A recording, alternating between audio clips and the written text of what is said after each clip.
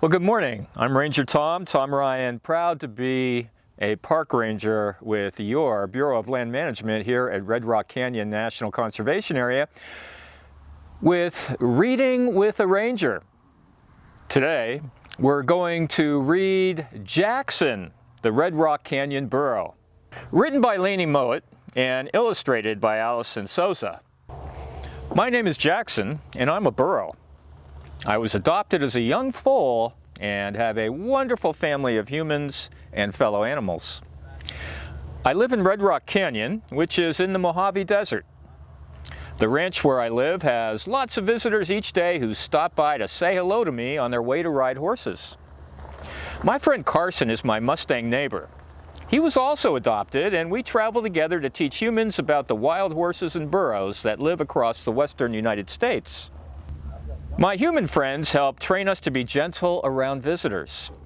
My favorite trainer is Sam, and he often visits to play and hike with me. Millie, the ranch owner's playful dog, likes to join us as we explore the desert. Today is bath day, so everyone is here. Should we play ball now that I'm all clean? Sam lifted his hands to feel the breeze and replied, "Seems like a good day for a hike." Carson sniffed at the air with his long gray muzzle and added, "Most days in Red Rock Canyon are nice days for hiking." The climate of the Mojave Desert makes winter hikes pleasant, but it can get pretty hot on a summer day like this. "Looks like those big puffy clouds might block the sun," I said as I surveyed the horizon and felt the breeze on my tall brown ears. "Let's just hope they don't blow into the canyon." As we started our hike, Millie scampered along leading the way. As Sam followed, he pondered, I wonder how this trail got here. It seems like it's been here a very long time. Carson looked up and down the trail and agreed. This trail we're on is part of the old Spanish Trail. In the 1800s, Spanish pioneers and settlers traveled through the Red Rock Canyon to gather water from the natural springs found here. Some of the wild burros and horses are descendants of the ones left behind. Yes, I brayed, my ancestors were burros who either got loose from their humans or were set free when there was not enough food and water to care for them. Carson added, "There is good grass to graze near many of the springs, but Jackson and I prefer the fresh wildflower blooms in the springtime. They're a special treat." As we came around a bend in the trail, Sam stopped quickly and threw his arms up to stop us. "Whoa, Millie, hold up!" "Yip," Millie barked. Carson and I dug in our hooves and gasped at the sight of a Mojave green rattlesnake. After catching his breath, Carson was relieved. "Wow, thank you, Sam, that was close." It's always a good idea to stay on the trail and keep an eye out for all sorts of animals that call the canyon home. Some blend into the environment more than others. As we started walking again, a rider on horseback approached us while leading some burros carrying packs.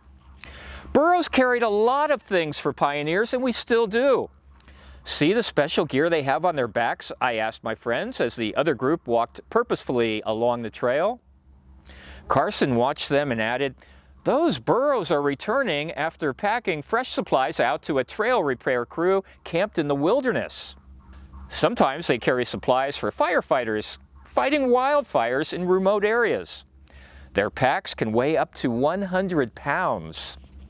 "Wow, burros really are strong," Sam said as he watched them pass. "We sure are," I agreed, holding my broad shoulders up proudly. "I wonder if they are repairing the part of the trail that was washed out in that flash flood." "It's so dry here," Sam noted. "It's hard to imagine a flood." "True," Carson agreed, swishing a fly away with his tail, which is why flash floods are so fast and dangerous. The raindrops don't soak into the soil. They all flow downhill and gain strength once they reach a wash, and the swift water becomes very dangerous by pushing boulders and logs along the way. I looked up in surprise. That explains why I've seen giant rocks in the middle of a dry wash one day, then a month later they are further down the wash. The water must be very strong. Carson nodded. "Very strong. That's why it's never a good idea to play in or cross a flood." All of this talk about water makes me thirsty, said Sam. Let's stop and have a drink. Good idea, I agreed, as Carson and I dipped our heads down to the water in the wash. It will be nice to rest in the shade of the trees for a moment. As we sat down, I gazed out at the view and flared my nostrils to sniff the air as the breeze grew stronger. I love looking out at the canyon from up here. You can see for miles, Sam said, and then paused. I wonder how long ago people discovered the canyon.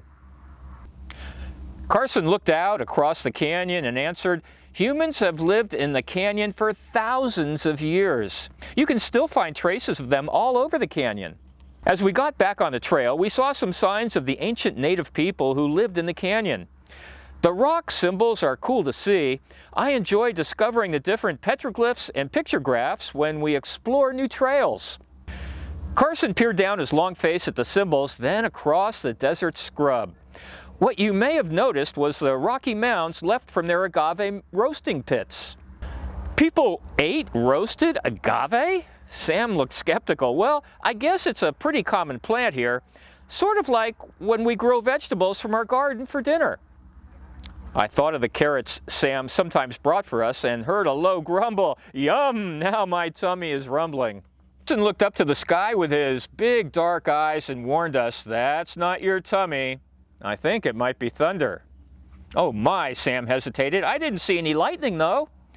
If you can hear thunder, Carson explained, then lightning is within striking distance. We should head back to the corral. I started to feel wet drops sprinkle across my head. Is that rain I just felt on my ears? We should definitely head back, and quickly. Let's go, Sam yelled through another rumble of thunder. Yip, yip, yip, Millie barked over and over as she zipped ahead, once again leading the way. I don't normally like to hurry down a trail, I worried out loud as I carefully moved my hooves quickly around loose gravel and large rocks, but it does make this short hike seem like an adventure. Sam yelled back encouragingly, we're almost there. Carson sighed and shook the water from his mane. We made it! Just in time, Sam announced as we arrived at the corral and the rain began to pour down with hard plops on the roof. After a few minutes, the rain slowed to a stop and Sam looked across the wet floor. The rain is gone as fast as it came. Carson watched the clouds blowing away. The monsoon clouds build up with the heat of the day and the winds they create move the storm quickly. Well, that's good, Sam said, looking relieved. The clouds do make the sunset pretty, though. As the clouds were clearing, I noticed the big puddle left behind. I love the mud that the rain makes. Sam laughed. Oh, Jackson, you just had a nice bath. After all this hiking in the storm, I think I need a bath too. Carson nodded. Yes, we should all head home and get some rest after such an exciting day.